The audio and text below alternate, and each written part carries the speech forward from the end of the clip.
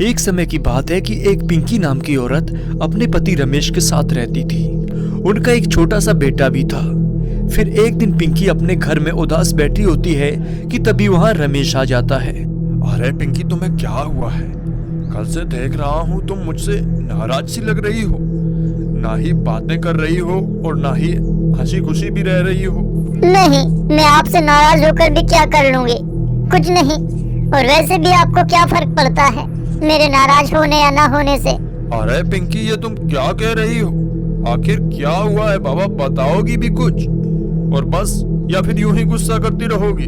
मैंने आपसे कभी भी कोई चीज नहीं मांगी, पर इन दिनों मेरा सिनेमा घर में फिल्म देखने का मन था। पर आप हो कि मेरी बात मानते ही नहीं हो। ठीक है, मत मानो, मुझे और कुछ नहीं कहना आप। ठीक है, कोई बात नहीं। अरे बाबा, मुझे तुम्हें सिनेमा घर में ले जाने में कोई दिक्कत नहीं है, पर तुम्हें पता है ना पिंकी कि सिनेमा घर के पास में चुड़ैल का साया है, इसलिए मना कर रहा था। अगर तुम नहीं मानती हो तो कोई बात नहीं, चलो फिर। अरे कोई चुड़ैल वुड़ैल नहीं होती है, बस ये एक वहम है। जिसके बाद रमेश अपनी पत्नी पिंकी और अपने बेटे चिंटू के साथ शाम को सिनेमा हॉल में फिल्म देखने के लिए चल देते हैं। तुम्हें पता है ना पिंकी कि आधी रात में इस रास्ते से जाना बिल्कुल भी उचित नहीं है, पर मैं करूं भी क्या? मेरी पत्नी को तो इसी अंधेरी रात में ही फिल्म देखना जरूरी है। अजी, अब बस थोड़ी दूर में ही तो है सिनेमा घर, कहाँ कोई चुड़ैल वुड़ैल मिली? आप तो फालतू में ही डर रहे थे। मैं तो पहले ही कह रही थी कि कोई चुड़ैल वुड़ैल नहीं होती है। कि तभी उनके पीछे से एक सुंदर सी औरत आवाज देती है। अरे भैया जी, इतनी रात को कहाँ जा रहे हो तुम लोग? तुम लोग भी मेरी तरह ही सिनेमा फिल्म देखने जा रहे हो क्या? जी हाँ, हम लोग भी सिनेमा घर में फिल्म देखने के लिए जा रहे हैं। मेरी पत्नी की जिद थी कि वह बहुत दिनों से फिल्म देखने नहीं गई है, इसलिए मुझे आज ही इस अंधेरी रात में आना पड़ा। वैसे तुम्हारी पत्नी कितनी समझदार है जो आज इस अंधेरी रात में सिनेमा घर में जा रही है। वैसे भी कई समय से इस रास्ते से कोई भी इंसान रात को नहीं आता है।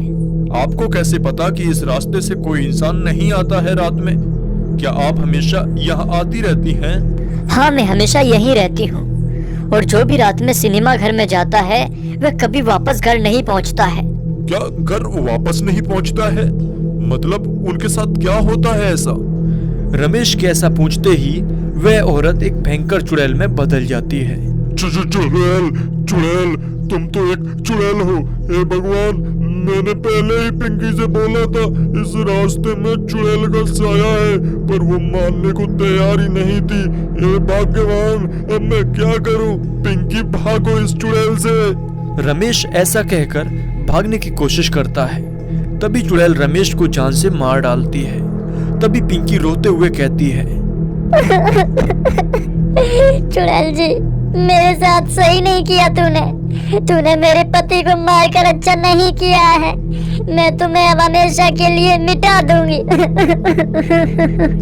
पिंकी की बात सुनकर चुड़ैल को गुस्सा आ जाता है और फिर चुड़ैल पिंकी को भी मार डालती है। तुम लोगों को पता नहीं है, ये सिनेमा घर सिर्फ मेरा है।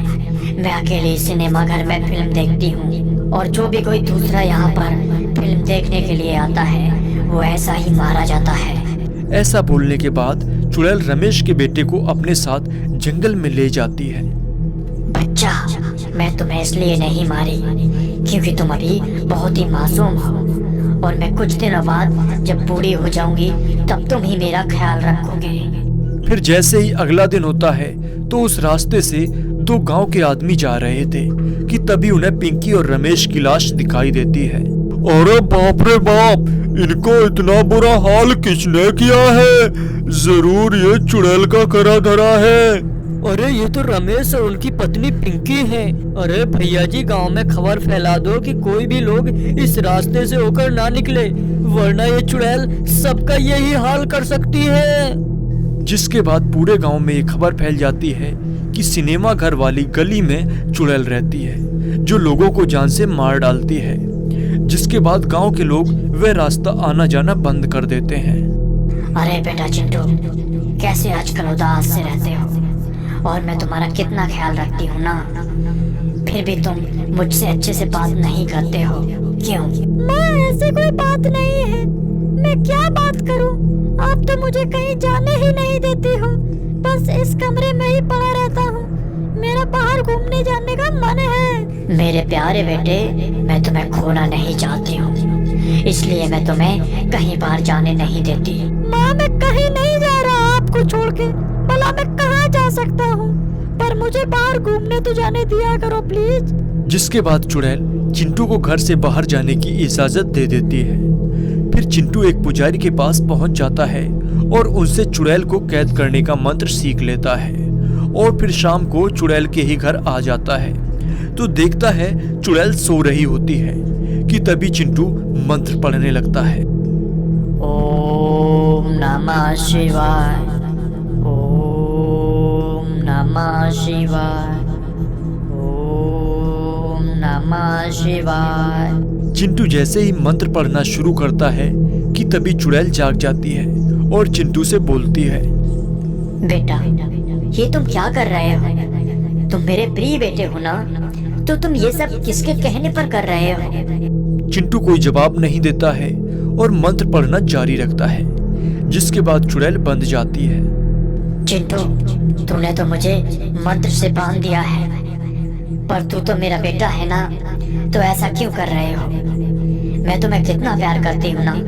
तुम मेरी माँ नहीं हो, तुम एक चुड़ैल हो, तुम एक हत्यारी हो जो तुमने मेरे माता पिता को मार डाला था। मुझे सब याद था, पर मैं इसी दिन का इंतजार कर रहा था। दुष्ट लोगों के साथ ऐसा ही होना चाहिए था, नहीं तो तुम जैसी चुड़ैल नहीं सुधरेंगी। जिस प्रकार तुमने मेरे माता पिता को मार डाली, ठीक उसी तरह से मैं तुम्हें जलाकर राख कर दूंगा।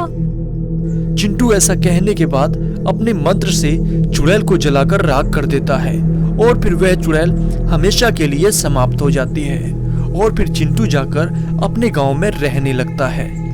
तो दोस्तों, ये कहानी कैसी लगी कमेंट्स बॉक्स में बताइए। इसके अलावा 5 स्टार यूट्यूब चैनल को सब्सक्राइब कर लीजिए ताकि आप लोगों के पास ऐसी ही भूतिया कार्टून कहानियाँ सबसे पहले मिल सके। वीडियो देखने वाले सभी भाइयों का दिल से धन्यवाद। अब मिलते हैं अगले वीडियो में, तब तक के लिए बाय बाय।